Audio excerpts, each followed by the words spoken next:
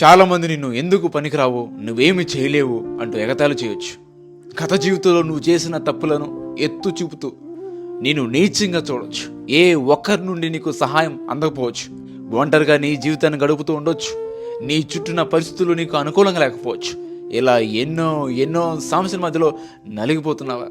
కొన్నిసార్లు నీ జీవితంపై నీకే విరక్తి కలుగుతుందా?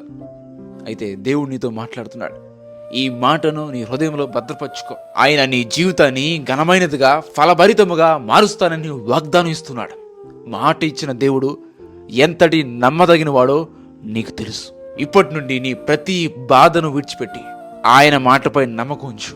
ఆయన ఖచ్చితంగా నీ జీవితంలో ఈ వాగ్దాన్ని నెరవేరుస్తాడు. ఆమేన్. యేసుక్రీస్తు గ్రంథము 17:24. యెహోవాకు నేనే నీచమైన చెట్టును ఘనమైనదిగాను, ఎండిన చెట్టును వికసించినట్లుగాను చేయువాడును నేనేని దేవుడు వాగ్దానం ఇస్తున్నాడు. కాబట్టి దేవుడు నేను ఖచ్చితంగా దీవిస్తాడు. నీ జీవితంలో ఆగిపోయిన కాలాన్ని నెరవేరుస్తాడు. ఎండిపోయిన జీవితాన్ని మరలా చిగురింపు చేస్తాడు. నువ్వు అడిగిన దానికంటే, ఊహించిన దానికంటే అత్యధికమైన మేలులు నీ జీవితంలో దేవుడు చేయడానికి ఆయన సిద్ధంగా ఉన్నాడు. God bless you.